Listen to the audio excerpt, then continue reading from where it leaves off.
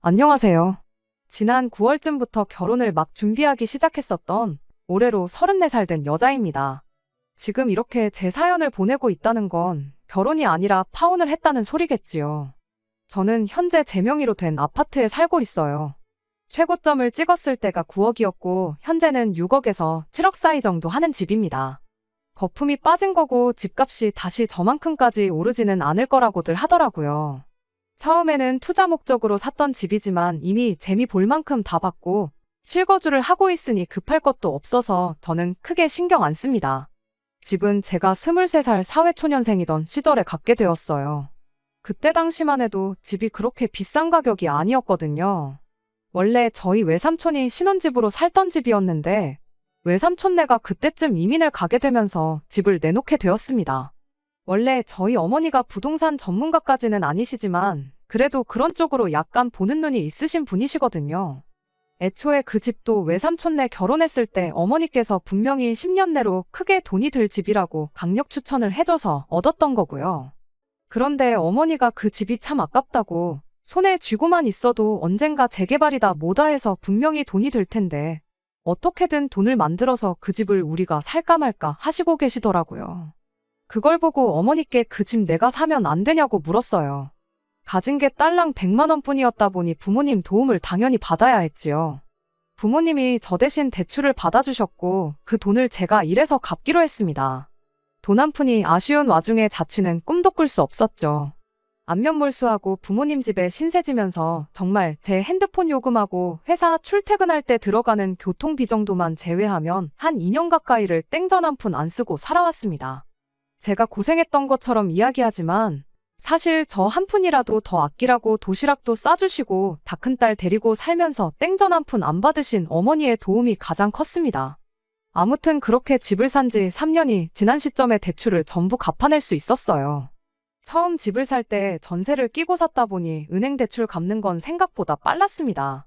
몇 년 더 지나서 세입자분이 나가게 되면서 대출을 조금이나마 다시 받아 전세금을 돌려드렸고 그때부터 아예 제가 실거주를 하기 시작했어요. 지금은 대출 하나도 없이 100% 내돈내산 내 집이 되었고요. 어머니 예상대로 집값은 제가 집을 처음 샀던 순간부터 꾸준하게 우상향해 왔습니다. 3억도 안 되게 매매한 아파트가 말씀드렸다시피 최고점을 찍었을 때 9억까지 올라갔어요. 부동산이 저렇게 든든하게 버텨주니까 다른 건 몰라도 마음은 든든하더라고요. 회사에서 무슨 일이 생기면 속으로 수틀리면 그만둬버리면 되지 뭐 이런 생각했던 적이 한두 번이 아니에요. 믿는 구석이 있으니까 어려운 부탁 거절하기도 쉽고 무슨 일을 시작함에 있어도 실패를 조금이나마 덜 두려워하는 사람이 되었습니다. 제 파혼한 이야기를 하려고 왔는데 너무 자서전 같은 이야기만 하는 것 같네요. 아무튼 결국엔 제 소유의 집 때문에 파혼을 했다 보니 이야기를 안 할 수가 없었습니다. 남자친구는 제 친한 친구의 소개로 처음 만났어요. 1년을 연애하고 결혼 이야기가 나왔고요. 연애 시작했을 때 제 나이가 33, 남자친구 나이가 36이었다 보니 당연히 결혼 생각을 하지 않을 수 없었습니다. 결혼을 전제로 시작을 한 연애는 아니었지만 1년간 연애하면서 자연스럽게 서로의 결혼관에 대해서 이야기를 주고받게 되었어요. 제가 자가로 대출 하나 없이 집을 가지고 있다는 사실을 결혼 이야기 오가기 전까지는 남자친구한테 먼저 알려준 적이 없었습니다. 뭐 얼마나 대단한 거라고 유세냐, 그걸 숨기냐 하실 분들도 계시겠지만 저도 숨기려고 숨겼던 게 아니었습니다. 그저 말할 타이밍이 없었을 뿐이에요. 뜬금없이 남자친구한테 나 사실 자가로 집 한 채 있다 하고 말하는 게 더 이상하다고 생각했거든요. 말할 기회가 생기면 꼭 말해야겠다 싶었는데 그게 미루고 미뤄지다가 결국 결혼 이야기 나오기 직전까지 오게 되었던 거고요. 그런데 남자친구가 이미 제가 제 명의로 집을 가지고 있던 걸 알고 있더라고요. 어떻게 알았느냐 물었더니 남자친구가 연애 초반에 하수구 막힌 거 고쳐주겠다고 저희 집에 찾아왔던 때의 이야기를 하더라고요. 이쪽 동네가 회사 출퇴근하기에 유리한 위치도 아니고 보통 자취를 하면 원룸 건물 같은 데서 할 텐데 24평 아파트에서 가족들도 없이 혼자 살고 있는 게 너무 이상했었다고 하더라고요. 그런데 제가 먼저 말을 안 해주니까 혼자서 그 궁금증을 참지 못하고 결국 제 집 주소를 가지고 등기부등본을 열람해봤다대요. 친구한테 소개받았다 보니 기껏해야 친구가 설레발치면서 남자친구한테 알려줬구나 싶었는데 차라리 저한테 직접 물어보던가 했으면 모를까. 말도 없이 등기부등본을 뽑아본 게 조금 기분이 그랬습니다. 남자친구는 미안하다고 사과하면서 자기가 원래도 부탁하는 말을 잘 못하는 성격인 거 알지 않느냐고, 특히나 먼저 말을 안 해주는데 거기다 대고 말하기가 좀 그랬다고, 그래서 혼자 어떻게 알아내볼까 하다가 그 방법을 쓴 거니 이해 좀 해달라 하더라고요. 미리 말해주는 거랑 이미 알고 있는 게 사실은 엄청난 차이가 있었던 건데, 그때 저는 그냥 남자친구 말대로 어차피 알려줬을 거였는데 무슨 상관이냐고 하고 넘어갔던 게 저희 실수라면 실수였어요. 그때 파혼했다면 2달이라도 더 시간을 벌 수 있고 더러운 꼴도 안 봐도 되었을 텐데, 그거 생각하면 아직도 왜 그때 빨리 결정을 못했나 아쉬울 따름입니다. 아무튼 남자친구도 또래치고 돈을 적게 모아놓은 편은 아니었어요. 결혼할 때 뭐 남자가 2억 3억씩은 모았어야 한다, 이런 이야기들을 자주 보곤 했는데, 솔직히 36 나이에 1억 5천을 모은다는 게 절대 쉬운 일이 아니거든요. 그런데 돈을 그만큼 잘 모아놓고도 남자친구는 매사에 늘 자신감이 없는 모습을 보여줬습니다. 너는 7억짜리 집을 해오는데 그거에 비하면 내가 너무 보잘것없이 해가는 것 같다, 이런 식으로 말이죠. 제가 결혼하는 데 있어서 제 집을 가지고 유세를 떨 생각도 없었고, 그로하여금 어떤 상황에 있어서 우위를 점한다던가 유리한 입장에 서려던 생각은 전혀 없었습니다. 오히려 저러는 남자친구가 이해가 되지를 않았어요. 이미 결혼하기로 약속한 마당에 가장 골칫거리인 신혼집 문제는 신경을 쓸 필요도 없는 상황인 건데, 솔직히 그 집이 네 집이든 내 집이든 좋으면 좋았지 나쁠 게 하나도 없지 않나 싶었거든요. 맨몸으로 오는 것도 아니고 1억 5천이나 되는 거금을 모아놓았는데 왜 이렇게 자신감 없어 하는지 몰랐습니다. 솔직히 뭐 결혼하는데 집 문제도 걱정할 거 없고 이 돈은 그냥 엄마 줘야겠다, 이렇게 나오는 게 아닌 이상은 저는 아무 불만 없이 결혼해서 행복하게 잘 살 자신이 있었어요. 그런데 뭐가 그렇게 마음에 안 차서 저렇게 자신감 없는 모습을 보이는지 싶더라니까요. 그렇다고 저희 나이가 한참 때라 연애도 1년밖에 안 하고 결혼하기로 한 건데, 남자친구가 제 집값만큼 돈을 모을 때까지 기다릴 수도 없는 노릇이잖아요. 36에 1억 5천이면 넉넉 잡아 30살부터 사회생활 했다 치고 1년에 3천씩 모은다는 건데, 그러면 20년도 더 걸린다는 거였으니까요. 그런데 저렇게 나왔던 데에는 다 이유가 있던 거였어요. 애초에 저희 집 등기부등본 뽑아봤을 때부터 지 엄마랑 짜고 입을 맞추고 있던 게 아닐까 싶기도 합니다. 아무튼 그렇다고 결혼 준비를 손 놓고 있을 수는 없었던 법이다 보니 차근차근 하나씩 준비하기로 했어요. 일단 먼저 남자친구를 저희 집에 인사를 시켰습니다. 제 앞에서는 집 때문에 그렇게 풀죽어하고 똥 씹은 표정만 짓고 있더니 막상 저희 부모님 앞에서는 넉살 좋게 잘하더라고요. 부모님은 남자친구가 성격도 밝고 직장도 좋고 뭐 하나 마음에 들지 않는 점이 없다고 하셨어요. 이야기 들어보니까 결혼 생각은 30살 되자마자부터 있던 것 같은데 왜 저 나이 먹도록 결혼을 안 했는지 모르겠다고 할 정도로 남자친구를 괜찮게 보셨습니다. 그런데 다 결혼 못한 데에는 이유가 있던 거였어요. 하마터면 제가 청춘 바쳐 장만한 내 7억 집까지 내주고 독박을 쓸 뻔했네요.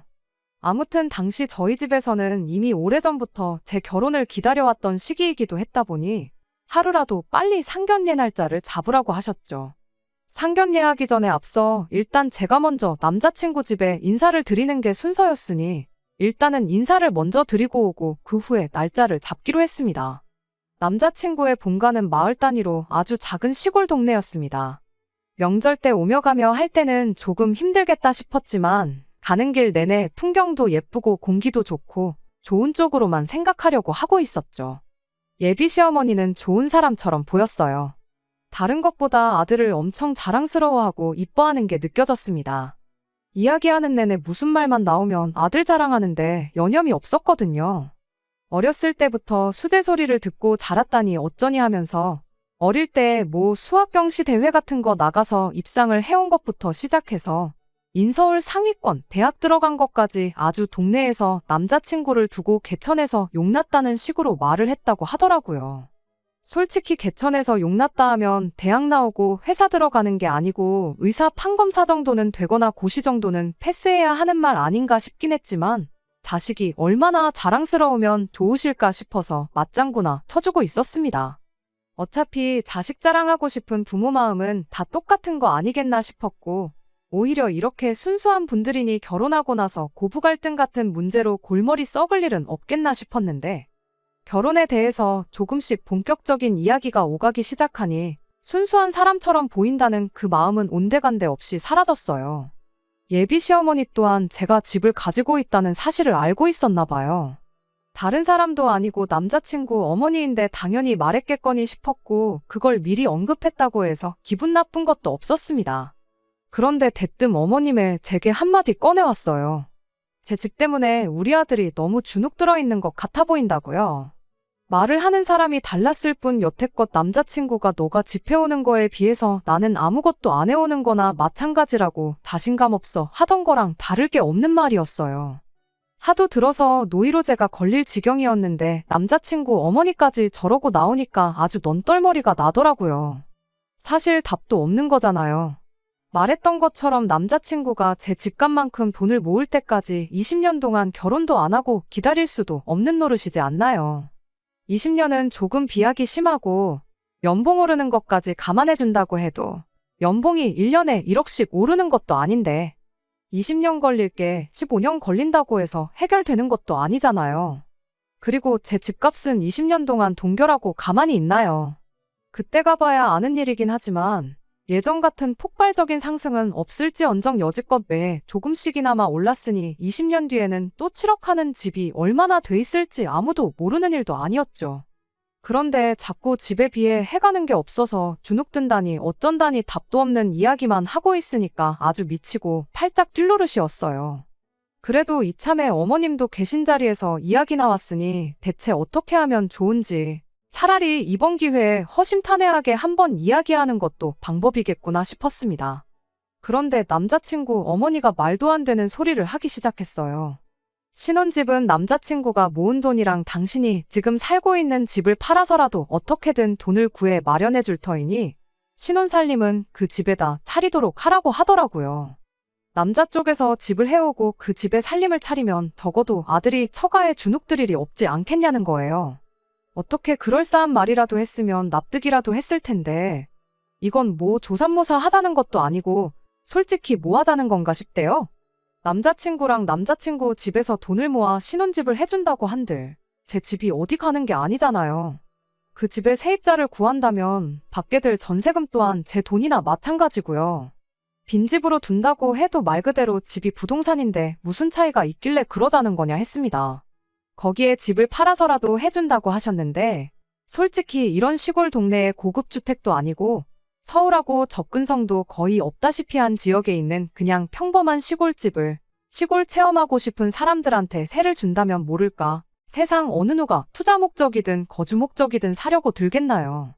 정말 아주 말도 안 되는 확률로 집이 팔린다고 해도 이 집이 땅까지 다 포함해서 2억 정도 한다고 하는데 남자친구 모아놓은 돈이 1억 5천이고 그렇게 전부 합쳐봐야 제 집값의 절반도 안 되는 돈인데 굳이 멀쩡한 24평 아파트를 두고 3억 5천 주고 서울 어디에 집을 구해서 신혼살림을 차리라는 건지 싶었네요.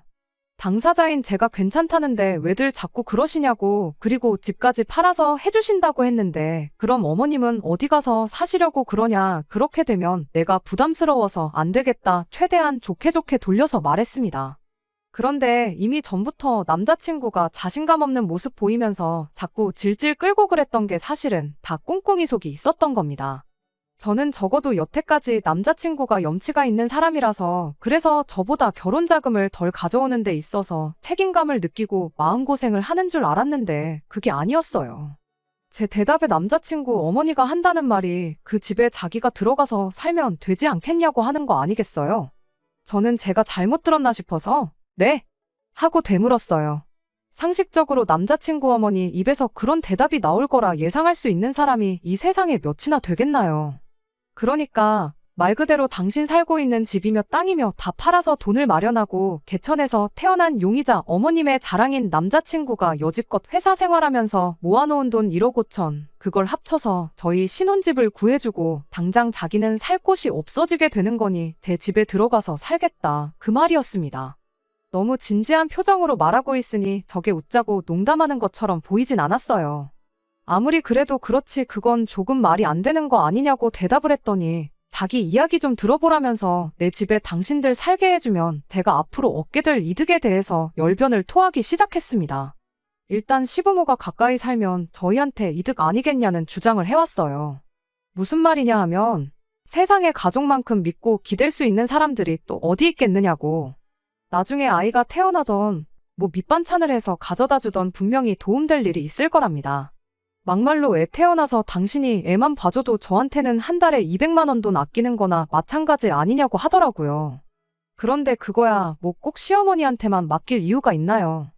요즘 들어 사회 분위기 때문에도 육아휴직 같은 거 당당히 쓸 수 있는 시대고 거기에 저희 부모님이 이미 가까이 살고 있는데 굳이 제 집까지 비워줘가면서 결혼해가지고 시어머니한테 애 봐달라고 할 필요나 있나 싶었고요. 그렇게 거절당하니까 이번엔 감정에 호소를 하기 시작했어요. 보시다시피 당신들이 이렇게 시골에 살고 있지 않냐고. 우리 아들 아니면 언제 또 당신들이 서울에서 살아보겠네요. 아파트에도 한번 살아보고 싶은데 어떻게 좀 안 되겠냐면서 온갖 불쌍한 척을 다 하더라고요. 그래도 그렇지 아닌 건 아니라고 생각했고 2번 다시 똑같은 거 물어보지 못하게 확실하게 거절해야겠다 싶어서 그래도 그건 안 된다 딱 잘라 대답했어요. 어차피 집 팔아서 결혼자금 보태주실 거면 안 보태주셔도 되니까 그 돈으로 서울에 살 곳을 구해보시는 건 어떻겠냐고. 어차피 어머님 아버님 2분만 사시는 거면 적당한 전세 매물 정도는 찾을 수 있을 거라고 대답했습니다. 그랬더니 저희를 도와준다는 척 친절히 굴다가 서울에서 한번 살아보게 해달라고 불쌍한 척까지 하던 남자친구 어머니가 이번엔 또다시 돌변해서 성질을 내기 시작했어요. 저보고 너 돈을 얼마나 벌길래 그깟 집 가지고 유세를 떠냐고 역정을 내더라고요. 월급은 남자친구가 저보다 많이 벌기는 해요. 남자친구 나이가 저보다 많기는 하지만 저는 23살 때부터 일을 했다 보니 사회생활 경력이 훨씬 길거든요. 그런데도 불구하고 연봉 차이가 난다는 건 앞으로도 제가 남자친구 연봉을 따라잡을 확률은 거의 없다고 봐도 무방했습니다. 뭐 그렇다고 해서 엄청나게 차이 나는 건 아니었어요. 앞으로 먼 미래의 일은 모르겠지만 당장만 두고 보면 남자친구가 저보다 달에 30만 원 정도 더 버는 상황이었습니다. 아무튼 남자친구 어머니가 돈을 걸고 넘어지면서 우리 아들 처가 눈치 보고 살게 만들어서 니네 친정에다가 우리 아들이 번 돈 죄다 빼돌릴 계획 아니냐고. 그렇게는 못하겠으니 내가 가까이 살면서 니들 어떻게 하고 사는지 지켜봐야겠다고 하더라고요. 세상에 사람 마음이 얼마나 비뚤어졌으면 저런 생각까지 하는가 싶었습니다. 그러니까 애초에 남자친구가 저보다 덜 해오는 게 마음에 걸렸던 게 아니라 제가 더 해오니까 그만큼 결혼 생활에 있어서 제가 우위를 점하게 되진 않을까. 그래서 당신 아들이 평생 마누라 눈치, 처가 눈치 보면서 살지 않을까 그 생각밖에 없었던 거예요. 그래서 저도 한마디 다시 말했죠. 아니 누가 가까이 못 살게 했느냐고. 집 해오는 거 가지고 어머님 아들 처가살이 시킬 생각 없고 돈도 빼돌릴 생각 없으니 집 팔고 이사 오셔가지고 가까이 살면서 한번 지켜보시라 했어요.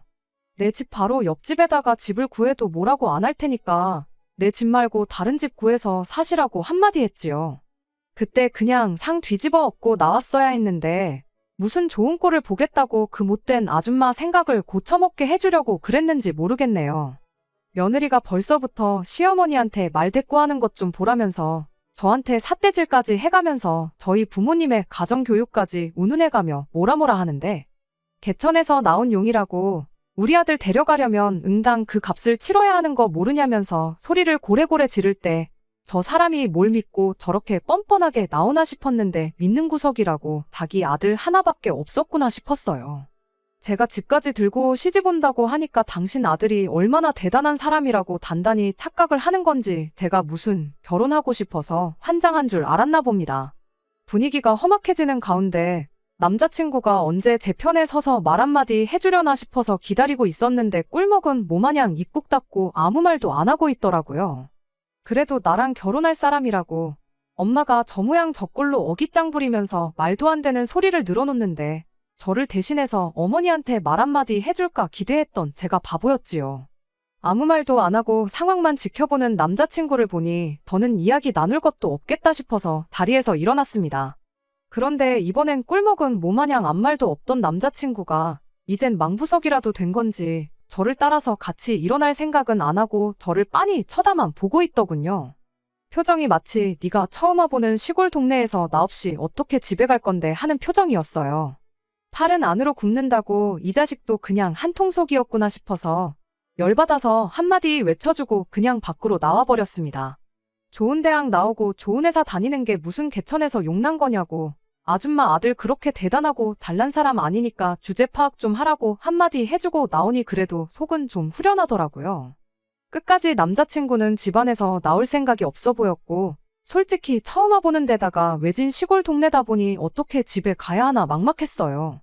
그나마 오는 길에 버스 정류장을 본 것 같아서 무작정 그쪽으로 걸었습니다. 걱정도 되고 무섭기도 했지만 핸드폰도 있는데 뭐 문제될까 싶었고 길 따라서 걷다 보면 어떻게든 되겠지 싶은 심정이었습니다. 다행히도 한 15분 정도 걸으니까 들어올 때 봤던 정류장이 보이고 그때는 많이 안심이 되었어요. 문제는 버스가 반나절에 한 대 정도씩 없었다는 겁니다. 그래도 뭐 기다려야지 어쩌겠나 싶어서 정류장에 앉아서 핸드폰 보면서 시간을 보내고 있었어요. 한 10분인가 있었을까 저 멀리서 차가 한 대 오더라고요. 버스였으면 참 좋았을 텐데 남자친구가 그제서야 차를 이끌고 저를 찾으러 나왔나 봅니다. 정류장 앞에 차 세워두고 저한테 빨리 타라고 하는데 집으로 갈지 저를 또 엄마 집으로 끌고 가서 내 집을 내놓으라고 할지 누가 아나요. 싫다고 거절하고 그 자리에 가만히 있었습니다. 그랬더니 남자친구가 왜 그렇게 고집을 부리냐고 하더라고요. 어차피 결혼하면 한 가족인데 그깟 돈이 뭐가 중요하냐면서 엄마가 가까이 살면서 우리 도와주실 걸 생각하면 오히려 우리가 경제적으로 이득인 거 모르냐면서 설득을 하는데 반대 입장이었다면 똑같이 말할 수 있을지 물어보고 싶었습니다. 아예 개무시를 하면서 상대를 안 해줬더니 답답해졌는지 차에서 나와가지고 제 옆에 앉아서 본격적으로 저를 설득하려고 하더라고요. 그러더니 제안이랍시고 말도 안 되는 소리를 하는 겁니다. 엄마랑 나랑 3억 5천 마련해서 가져다 줄 테니까 제 집을 3억 5천에 자기 어머니한테 파는 걸로 하고 우리는 3억 5천으로 새 집을 구하면 어떻겠냐고 묻더라고요. 그러면 신혼집 명의는 공동이 아니라 오롯이 제 이름으로 올리게 해주겠다고 하는데 뭐 엄청 대단한 제안이라고 선심 쓰듯 말하는 걸 보니 어이가 없어서 한마디 말을 안 할 수가 없었어요. 애초에 네 제안을 받아줄 생각도 없지만 그렇게 한다면 내가 3억 5천 집을 해오는 거고 너는 맨몸으로 장가오겠다는 건데 그럼 그건 그거대로 우리 집 눈치 안 보이냐고 물었죠.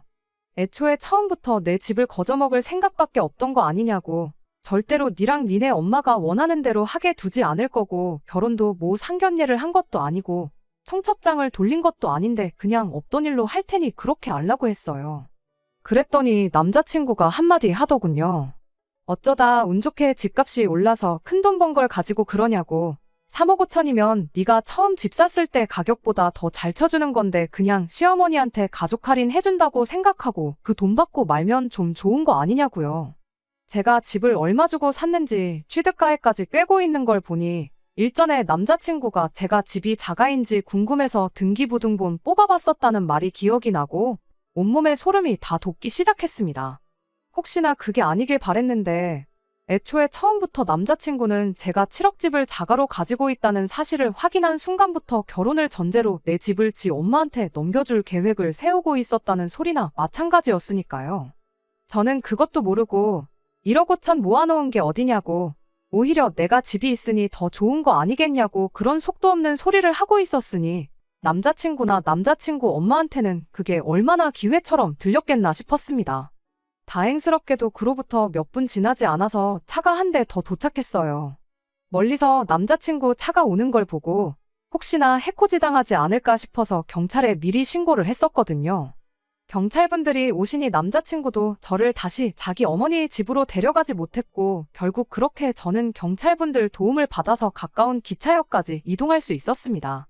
그렇게 혼자서 집에 무사히 돌아올 수 있었습니다. 그 길로 바로 친구한테 전화해서 뭐 그런 사람을 소개시켜줬냐고 한마디 했습니다. 하마터면 내 인생 조질 뻔했다고 뭐라 하니 친구가 자기도 그런 사람인 줄 몰랐다고 미안하다고 사과를 하더라고요. 회사에서 평판도 좋고 그래서 당연히 좋은 사람인 줄 알았다고 사과해오는데 친구가 뭐가 잘못인가 싶었어요. 가면을 쓰고 본 모습을 숨긴 채 살아가는 두 얼굴의 사이코였는데 1년이나 연애했던 저도 몰랐던 걸 한낱 회사에서 몇 번 말 몇 마디 주고받은 게 다였던 친구가 그 사실을 알 리가 만무했죠. 이후로 혹시나 남자친구가 집으로 찾아오진 않을까 싶어서 걱정이었는데 다행히 따로 찾아오는 일은 없었어요. 연락도 따로 없고 찾아오지도 않는 걸로 봐선 남자친구도 완전히 쫑났구나 싶어서 포기했구나 싶었어요. 그래도 안심이 되지가 않아서 며칠 정도 부모님 집에서 신세를 졌습니다.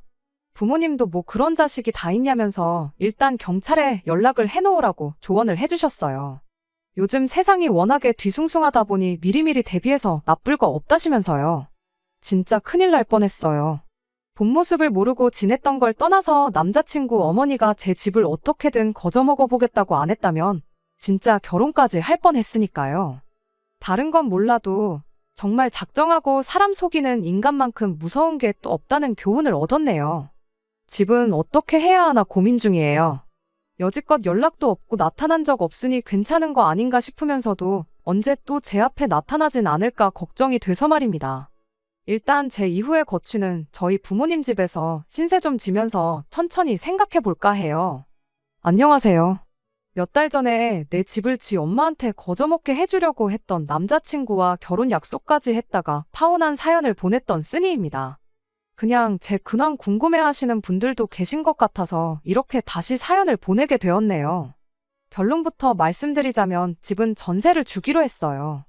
언제 갑자기 제 앞에 나타날 수도 있다는 생각을 하니 아무리 세상 가장 편한 내 집이라고 해도 편하지가 않아서 지낼 수가 없더라고요.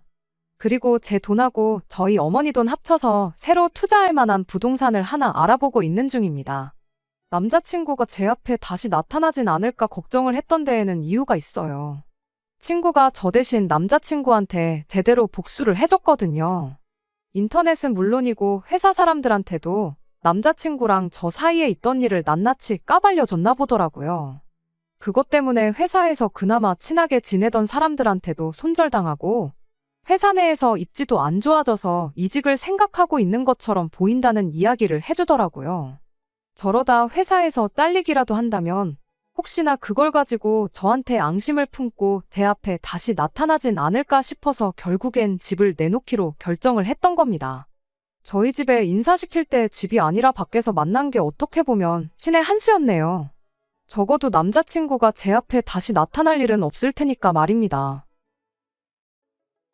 끝까지 들어주셔서 감사합니다. 오늘의 사연은 여기까지입니다. 구독과 좋아요, 알람 설정 부탁드리고 더 좋은 사연으로 다시 찾아뵙겠습니다. 감사합니다.